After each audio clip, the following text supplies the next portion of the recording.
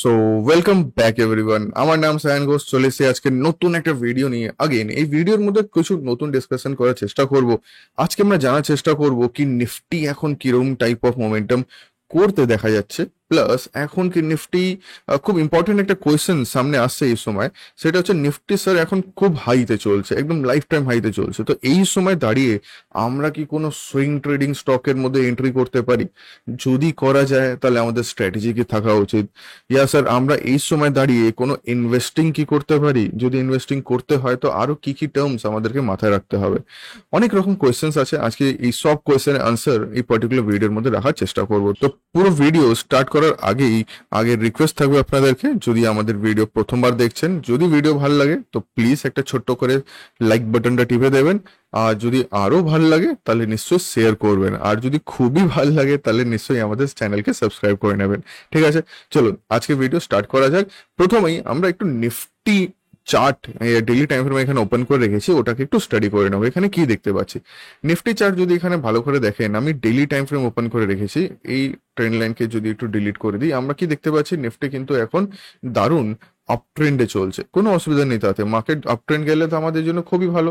যাদের already existing portfolio আছে, যাদের রিসেন্টলি কিছু সুইং ট্রেডিং এন্ট্রিজ করা রয়েছে স্টকে, তো তারা দারুণ প্রফিট পাচ্ছে, এইটুকু তো শিওর। বাট আমরা যদি নিফটিকে ওভারঅল ভ্যালুয়েশন পার্সপেক্টিভে দেখি, ভ্যালুয়েশন পার্সপেক্টিভে দেখা যাচ্ছে কি মার্কেট কিন্তু হালকা ওভার ভ্যালুড আছে। কি করে বুঝবো? বোঝাচ্ছি। তার আগে একটু টেকনিক্যাল পার্ট দেখি, এই নিফটির মধ্যে কি কি মোমেন্টাম হয়ে রয়েছে। দেখুন, রিসেন্টলি এখানে একটা রেজিস্ট্যান্স ক্রিয়েট হলো, মার্কেট এখানেই সাপোর্ট নিয়ে ফার্দার আপসাইড গেছে। এবার অ্যাজ পার টেকনিক্যাল চান্সেস আর হিউজ, মানে খুবই বেশি পসিবিলিটি আছে কি নিফটি ছোটখাটো একটা রিটেস্ট করতে আসতে পারে। কোন জায়গায় রিটেস্ট করতে আসতে পারে? অলমোস্ট এই এরিয়ার কাছাকাছি। আমি যদি মার্কিং করি, এই এরিয়ার কাছাকাছি রিটেস্ট হয়ে দেন হয়তো ফার্দার আপসাইড যেতে পারে।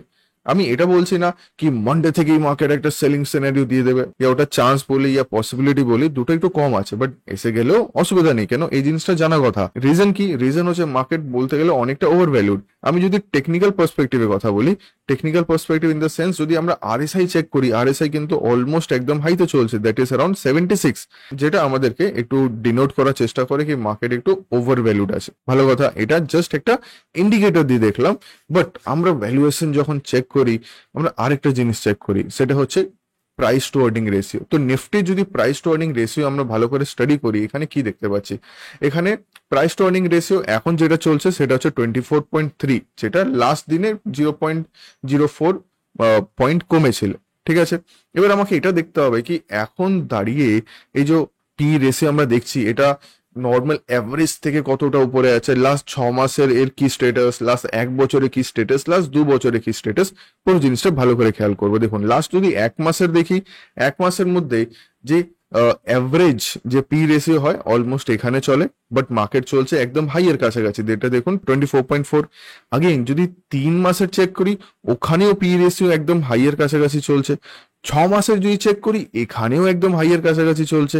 এরপর নেক্সট যদি 1 বছরের পি রেশিও দেখি, দেখুন অ্যাভারেজের নিচে তো মার্কেট আসছেই না, মানে পি রেশিও অ্যাভারেজের নিচে একদমই নামছে না। আগেন এখানে কোথায় চলছে, এটাও কিন্তু হাইয়ের কাছাকাছি। নেক্সট 2 ইয়ার্স যদি খেয়াল করি, এখানেও কিন্তু হাইয়ের কাছাকাছি চলছে। এটা সিম্পল আমাকে কি ডিনোট করছে? এটা ভ্যালুয়েশন ওয়াইজ আমাদেরকে এটা জানানোর চেষ্টা করছে কি নিফটি এখন অলমোস্ট একটা ওভার ভ্যালুড জোনে আছে। এবার জাস্ট ভাবুন 2 মিনিটের জন্য কি মার্কেট যদি ওভার ভ্যালুড জোনে থাকে, তো এই সময় দাঁড়িয়ে কি আমাদের নতুন কোনো এন্ট্রি কি করা উচিত? কি মনে হয় আপনাদের? একদম না, রাইট? একদম না। আমরা কোনো স্টকসে এখন হট করে ইনভেস্টিং করা ঠিক হবে না। কেন? যখন ওভার ভ্যালুড জোনে রয়েছে, তো দের ইস a possibility, there is A chance কি একটা ছোটখাটো রিটেস্ট আসতে পারে।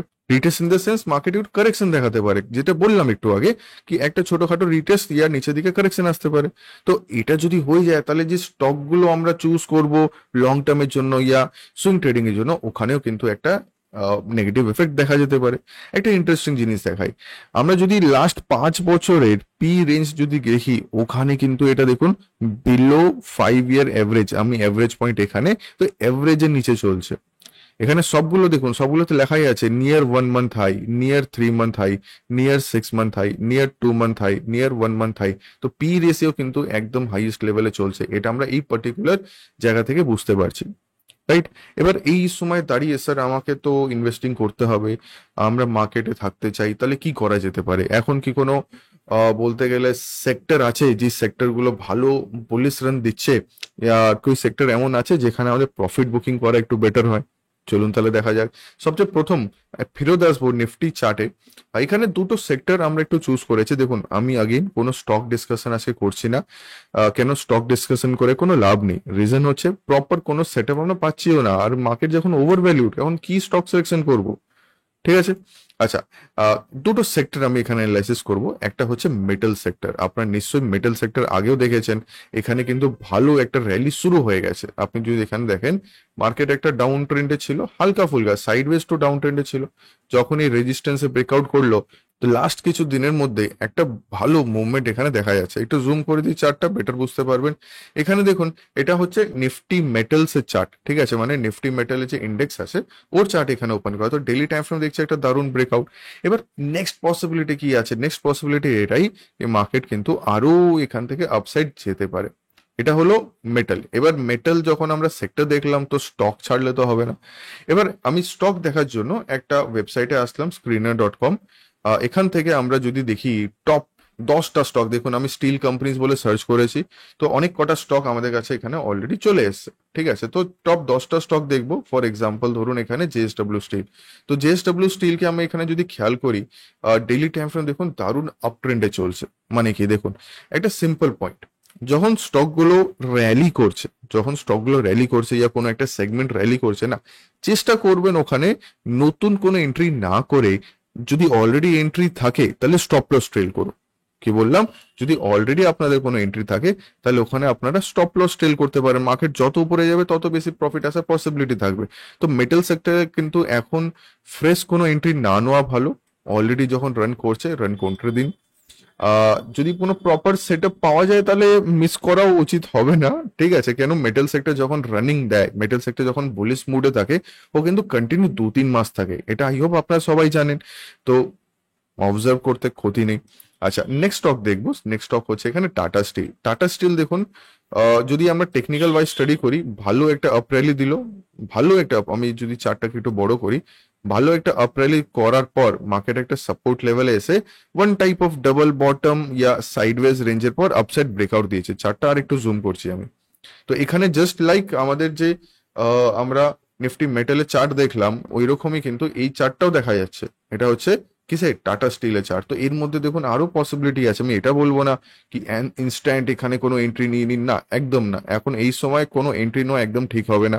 এখন just plain wait and watch করতে হবে, যেহেতু এখানে একটা রেজিস্ট্যান্স পসিবিলিটি আছে, হালকা নিচে এসে আবার হয়তো উপরে চলে যেতে পারে।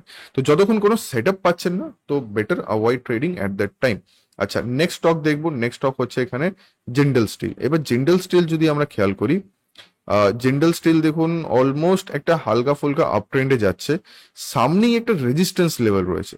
ঠিক আছে, সামনেই একটা রেজিস্ট্যান্স লেভেল। তো এই রেজিস্ট্যান্স যদি ব্রেক করে, আগেন একটা মোমেন্টাম আসতে পারে। দেখুন আমি জাস্ট হালকা ফুলকা স্টাডি করছি, কোনোভাবে কোনো স্টককে আমি এখানে অ্যাজ এ রিকমেন্ডেশন হিসাবে স্টাডি করছি না। আচ্ছা, tin India, tube investment India, এই স্টককে যদি আমরা স্টাডি করি, স্টকটা কি করছে, এখন একটা কনসলিডেশন জোনের মধ্যে রয়েছে, বলতে গেলে একটা সাইডওয়েজ জোনের মধ্যে আছে। তো এই স্টকটা যদি ফার্দার আপসাইড মুভ স্টার্ট করে, তাহলে এর মধ্যেও কিন্তু ভালো একটা র্যালি দেখা যেতে পারে। জাস্ট বিকজ মেটাল সেক্টর ইয়া স্টিল সেক্টরের মধ্যে আপনি দেখতে পাচ্ছেন কি ভালো একটা র্যালি আসছে, ওখানে মেন যে ইন্ডেক্স ওখানে একটা ব্রেকআউট আসছে, তো পসিবিলিটি আছে বাকি সবকটা স্টকে হালকা ফুলকা ফার্দার আরো মুভ দেখা যেতে পারে। ঠিক আছে, আর নেক্সট স্টক এখানে দেখবো সেটা হচ্ছে জিন্ডাল স্টিল। এটাও কিন্তু ফার্দার নিজে আপ ট্রেন্ড মেনটেন করছে। দেখুন ভালো একটা আমরা এখানে সেলিং দেখতে পেয়েছিলাম, দেন স্লো এন্ড স্টাডি মার্কেট কিন্তু বুলিশ মোমেন্টাম দিচ্ছে। এটাও কিন্তু একদম রেজিস্ট্যান্সের কাছাকাছি দাঁড়িয়ে। যদি আমরা দেখতে পাই কি রেজিস্ট্যান্সের উপর মার্কেট সাস্টেন করছে, আর এই হাইটাও যদি ব্রেক করে দেয়, দ্যাট ইজ অ্যারাউন্ড 840 লেভেল, তাহলে আরো বড় মোমেন্টাম এখানে দেখা যেতে পারে। দেখুন আমি কোনোভাবে রিকমেন্ডেশন দিচ্ছি না, আগেন বারবার রিপিট করছি, আপনারা যদি কোনো স্টকে এন্ট্রি করছেন, নিশ্চয়ই একটা স্টপ লস মেনটেন করবেন। ঠিক আছে, র্যান্ডম কোনো স্টকে আমরা বললাম, ইনভেস্টমেন্ট থেকে বলা হলো কি এই স্টক ভালো মুভ করতে পারে বলে আমরা এন্ট্রি নিয়ে নেবো, একদম এরকম টাইপ অফ কিছু ডিসিশন নেবেন না। ফাইন। আচ্ছা, নেক্সট আরেকটা স্টক এখানে দেখে নেবো, that is Steel Authority of India, SAIL. ঠিক আছে, এই সেলের মধ্যে আমরা কি দেখলাম, একটা ডাউন ট্রেন্ড চললো মে মাস থেকে, এখন জাস্ট নিজের ট্রেন্ডটা চেঞ্জ করার চেষ্টা করছে। আমরা যদি একটা ছোট ট্রেন্ড লাইন টেনে দিই, হ্যাঁ, জাস্ট ট্রেন্ড লাইনটা ব্রেক করার চেষ্টা করছে। এবার ইনস্ট্যান্ট কি এখান থেকেই বাইং চলে আসবে, ওর পসিবিলিটি একটু কম আছে। এখানে ফার্দার মার্কেটকে নিজে প্রুভ করতে হবে আমি কি একটা আপ ট্রেন্ড মেনটেন করছি, আপ ট্রেন্ড বানানোর চেষ্টা করছি। যদি করে দেন স্লো এন্ড স্টাডি উপরে যাবে, তো এর মধ্যে টাইম লাগবে। এটা একটু স্লো মুভিং স্টক আপাতত আমরা দেখতে পেলাম। নেক্সট আরেকটা স্টক দেখবো। দেখুন, খুব একটা বেশি স্টক ডিসকাস করে লাভ নেই, কেন আপনারা নিজেও নেটে স্টিল কোম্পানিজ বলে সার্চ করুন, আপনারা সব সেক্টরের স্টকগুলো পেয়ে যাবেন, ঠিক আছে। তো এখানে জাস্ট লাস্ট স্টক দেখলাম মেটাল সেক্টরের মধ্যে এপিএল অ্যাপোলো। এর মধ্যে সেরকম কোনো মোমেন্টাম আমরা দেখতে পাচ্ছি না। দেখুন ওভারঅল একটা সাইডওয়েজ রেঞ্জের মধ্যে রয়েছে। যদি উইকলি টাইম ফ্রেম দেখি, উইকলি টাইম ফ্রেম দেখুন একটা সাইডওয়েজ রেঞ্জ, আর বেস লেভেল মানে সাপোর্ট লেভেল থেকে একটা বাইং আসে। আচ্ছা, এখান থেকে একটা জিনিস মনে পড়লো, খুব ইম্পর্টেন্ট জিনিস ডিসকাস করব। সেটা হচ্ছে খুব ইম্পর্টেন্ট কোয়েশ্চেন আসে, খুব ইম্পর্টেন্ট কোয়েশ্চেন আসে স্যার। এই যে আপনি এখন নিফটি দেখালেন কি নিফটি এখন একদম ওভারবট জোনে রয়েছে, খুবই হাই লেভেল রয়েছে, তো এই সময়ে যদি আমাদেরকে কোনো সুইং ট্রেডিং করতে হয় তাহলে কিরম স্ট্র্যাটেজি মেনটেন করা উচিত? ভালো করে শুনবেন সবাই এখানে। দেখুন, যখনই মার্কেট একদম লাইফ টাইম হাইতে চলছে না, ওই সময় breakout type of trading K avoid করা উচিত। ব্রেকআউট টাইপ মানে ধরুন মার্কেট একটা রেজিস্ট্যান্সের সামনে একটু টাইম পাস করছে, for example like this one. এরকম সাইডওয়েজ যাওয়ার পর যদি আমরা দেখতে পারি কি একটা বড় গ্রিন কালার ক্যান্ডেল দিয়ে ব্রেকআউট আসছে, পসিবিলিটি আছে কি যদি নিফটিতে একটা সেলিং চলে আসে না, তাহলে এই ব্রেকআউটটাও কিন্তু ইনস্ট্যান্ট ফেল হওয়ার পসিবিলিটি থাকবে, এটাও কিন্তু হালকা ফুলকা নিচের দিকে চলে আসবে। তখন কিন্তু আপনাকে অ্যালার্টে থাকতে হবে। ইয়া তো এই স্টকগুলোকে আমরা এখন অ্যাভয়েড করি, breakout trading type of stock যেগুলো একদম 52 উইক হাইতে চলছে, ওইগুলো অ্যাভয়েড করার চেষ্টা করব। এরকম টাইপ অফ স্টকে অ্যাভয়েড করব যারা একদম জাস্ট ফ্রেশ ব্রেকআউট দিচ্ছে, ঠিক আছে। তাহলে স্যার কোন স্টকগুলোকে আমরা অবজার্ভ করতে পারি, কি স্ট্র্যাটেজি রাখা উচিত এই সময় যদি সুইং ট্রেডিং করতে হয়? দেখুন, একটা স্টক জাস্ট আমরা এখানে দেখলাম, সেটা ছিল অ্যাপোলোটো।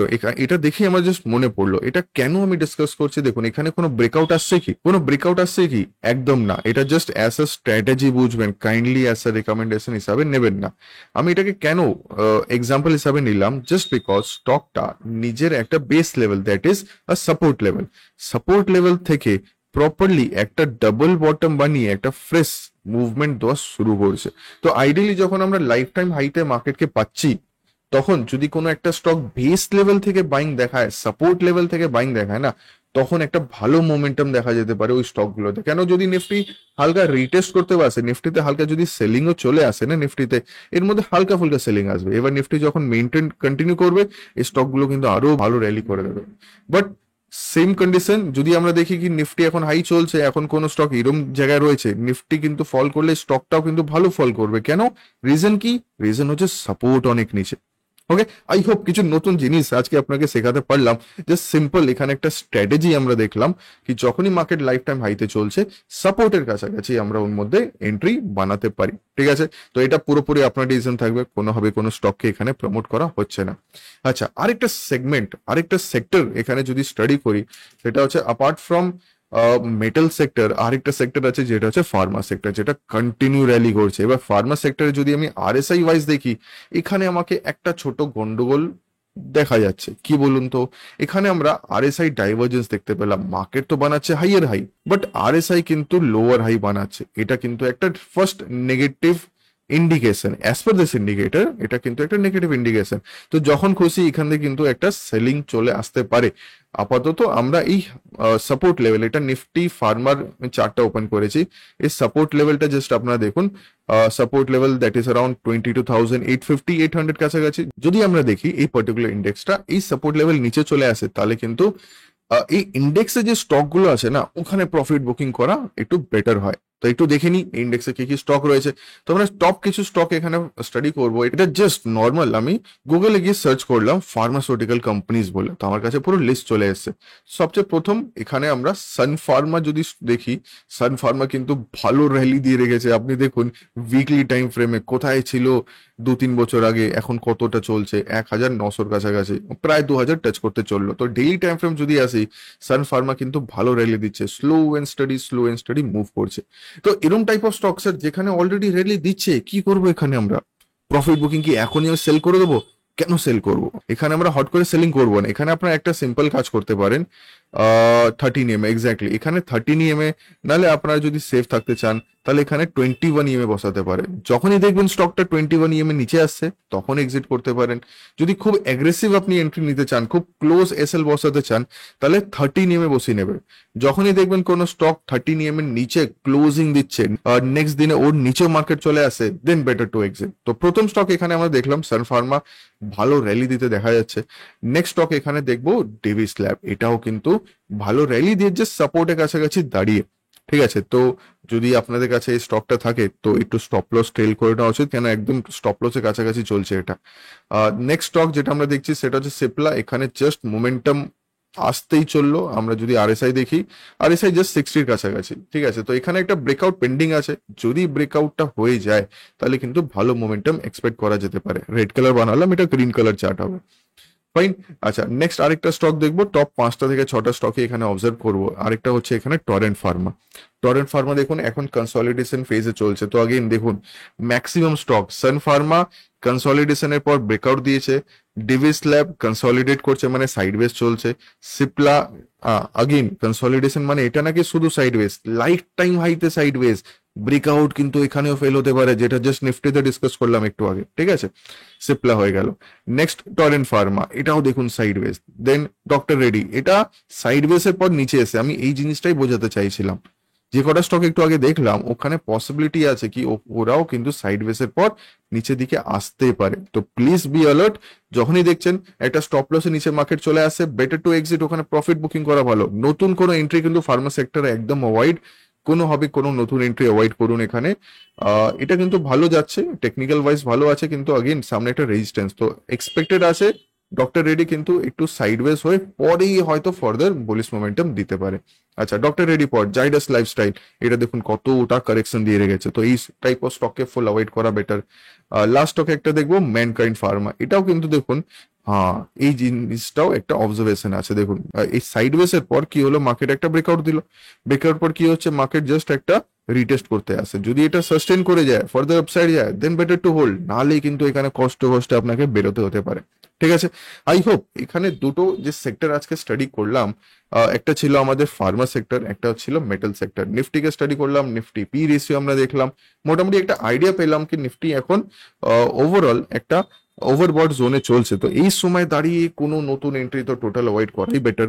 আর আরেকটা পয়েন্ট বলতে চাইবো, ধরুন যদি আপনাদের একটা অসুবিধা হচ্ছে স্যার স্টক সিলেকশন কিভাবে করব, আমরা যদি স্টক সিলেকশন করে অন্য কোনো মোডে যদি মার্কেটে ইনভেস্ট করতে চাই তাহলে ওটা কিভাবে করা যেতে পারে। একটা ছোট আইডিয়া দিয়ে দিই, আপনারা ইটিএফ এ ইনভেস্ট করতে পারেন। ইটিএফ বিভিন্ন সেক্টরের থাকে, আপনার মেটাল ইটিএফ থাকে, ফার্মা ইটিএফ থাকে। তো জাস্ট আমাকে কমেন্ট সেকশনে জানাবেন কি এর উপরে কোনো ভিডিও কি আপনার দরকার আছে, কি বিভিন্ন সেক্টরে ইটিএফ গুলো আমরা কোথা থেকে দেখতে পাবো, কোন ইটিএফ গুলো বেটার হবে, আর ইটিএফ এ কি করে ইনভেস্ট করা যেতে পারে। খুব ইম্পর্টেন্ট কোয়েশ্চেন কিন্তু এইগুলো। তো যদি জানার ইচ্ছা থাকে কমেন্ট সেকশনে জানাবেন, তাহলে এর উপরেও আমরা আগামী কিছু দিনের মধ্যে ভিডিও বানানোর চেষ্টা করব। ঠিক আছে, চলুন তাহলে আজকের ভিডিও এই অবধি রাখলাম। আর আগেন যদি আমাদের চ্যানেল না সাবস্ক্রাইব করে থাকেন প্লিজ সাবস্ক্রাইব করবেন, সাথে সাথে ভিডিওটা লাইকও করে দেবেন। ঠিক আছে, চলুন তাহলে আজকের ভিডিও এই অবধি রাখলাম। থ্যাংক ইউ ভেরি মাচ, দেখা হবে আবার নতুন দিনে।